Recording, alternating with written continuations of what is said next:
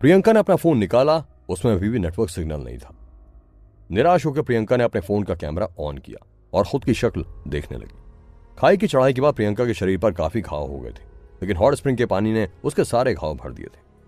उसके शरीर पर मौजूद नीले हरे निशान भी फीके पड़ गए थे।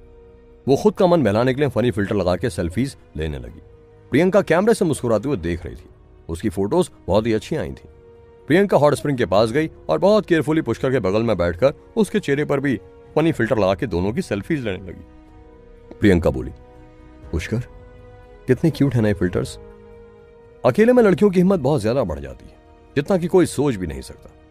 अगर कोई नॉर्मल दिन होता तो प्रियंका की इतनी हिम्मत भी नहीं होती कि वो पुष्कर से हाथ मिला पाती, लेकिन इस वक्त अकेले में वह न जाने क्या क्या बोल रही थी।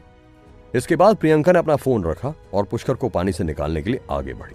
तभी उसे ख्याल आया, पुष्कर बहुत अजीब बात है, तुम्हारे बाल अब उतने ज्यादा सफेद रंग के नहीं लग रहे, उनका थोड़ा थोड़ा रंग ग्रे हो चुका है।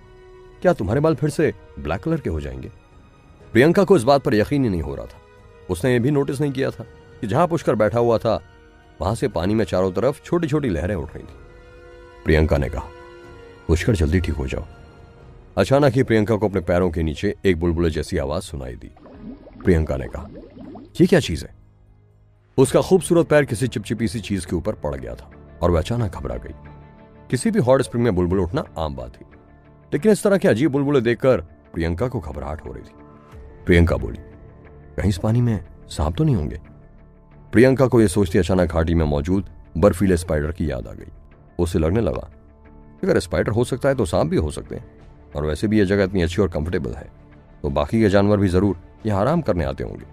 प्रियंका का खूबसूरत चेहरा अचानक पीला पड़ गया और वह तुरंत तेजी से पुष्कर के बगल में पहुंच गई।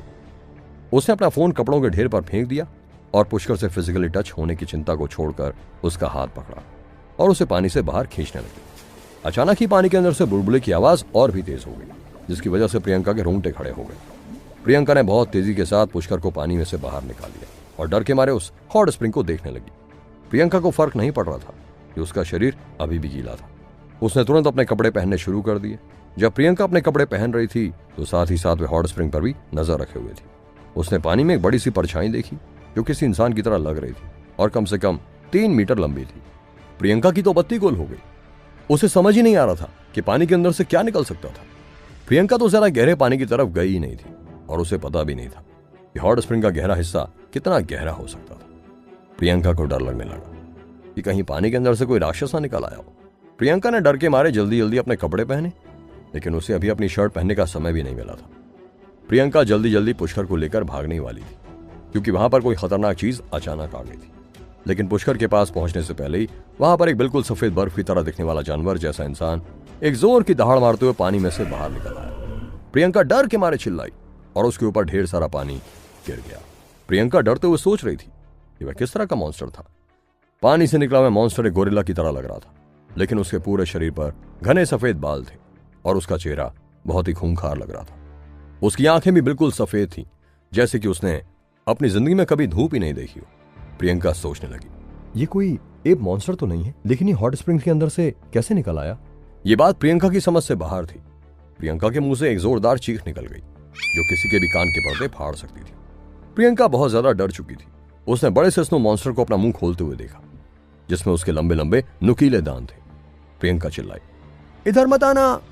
लेकिन बड़ा सा स्नो मॉन्स्टर अपने बड़े शरीर के साथ अपनी लंबी जीभ लेकर आगे आया और उसने जमीन पर पड़े हुए प्रियंका के कपड़ों को अपनी जीभ में लपेटकर निगल गया। प्रियंका तुरंत घबरा गई और उसका दिमाग सुन्न पड़ गया। प्रियंका सोचने लगी, क्या ये मॉन्स्टर मुझे जिंदा ही निकल जाएगा? वह मॉन्स्टर जोर से दहाड़ने लगा और उसके शरीर से एक खतरनाक जंगली सा ऑरा निकलने लगा। इस दौरान प्रियंका को एक अजीब सी आवाज सुनाई दी। स्नो एप तेजी से पानी के अंदर कूदा। फिर वो अचानक ही अपने शरीर को पानी में से बाहर निकालते हुए अपने तीखे नुकीले नाखूनों से पत्थर को पकड़कर खड़ा हो गया। उस बड़े से मॉन्स्टर ने अपनी लंबी जीभ निकाली और हवा में प्रियंका की खुशबू सूंघने लगा। मॉन्स्टर के नाखून इतने बड़े और नुकीले थे कि उनकी वजह से पत्थर पर भी निशान छप गए। प्रियंका ने तुरंत अपनी जेब से खंजर निकाल लिया, लेकिन इससे पहले कि वो कुछ कर पाती उसके पैरों को बड़े से स्नो एप ने लपेट लिया। प्रियंका के हाथ से खंजर छूट गया और जैसे ही प्रियंका ने उसे पकड़ने की कोशिश की तो वह खंजर उसके हाथ से टकराकर और भी ज्यादा दूर जा गिरा। प्रियंका जोर से चिल्लाई, मुझे छोड़ दो, मुझे छोड़ दो! प्रियंका को अचानक ही लगा कि पूरी दुनिया हवा में घूम रही थी। प्रियंका का नाजुक शरीर हवा में ऊपर नीचे लटक रहा था और उसके लंबे बाल जमीन को छू रहे थे। प्रियंका को लग रहा था कि वह मॉन्स्टर उसे धीरे धीरे अपने मुंह के अंदर ले जा रहा था। प्रियंका ने बहुत कोशिश की, लेकिन वह अपने आप को उससे नहीं छुड़ा पा रही थी। अचानक ही उसे लगा कि उसका शरीर मॉन्स्टर की पकड़ से छूट गया था और वह सीधे हॉट स्प्रिंग में गिर पड़ी। इसके कारण प्रियंका की नाक और मुंह में पानी घुस गया और वह काफी देर तक खांसती रही। प्रियंका का पूरा शरीर गीला हो गया था। उसने बड़ी मुश्किल से अपने दोनों पैरों पर अपने आप को स्थिर किया और तब उसने नोटिस किया कि वो बड़ा सा मॉन्स्टर उसी के सामने खड़ा होकर अजीब सी आवाज निकाल रहा था और अपनी ही चिपचिपी जीभ से अपने ही बालों को चाट रहा था। मॉन्स्टर धीरे धीरे प्रियंका की तरफ बढ़ते हुए आया। इस वक्त ऐसा लग रहा था कि वह मॉन्स्टर प्रियंका को केवल खाना नहीं चाहता था, बल्कि वो बहुत ही ज्यादा एक्साइटेड स्टेट में आ चुका था, जैसा कि कोई गौरिल्ला अपनी फीमेल पार्टनर की तरफ तेजी से बढ़ रहा हो। पूरे हॉट स्प्रिंग के अंदर पानी समुद्र की लहरों की तरह आगे पीछे उछल रहा था, क्योंकि पानी के बीच में मॉन्स्टर खड़ा था और वो जोर जोर से उछल कूद मचा रहा था, जिसकी वजह से प्रियंका के लिए खड़ा हो पाना भी मुश्किल हो रहा था। प्रियंका के मुंह में काफी सारा पानी घुस गया और वो जोर से चिल्लाई, मेरे पास मत आओ, तुम मुझसे दूर रहो।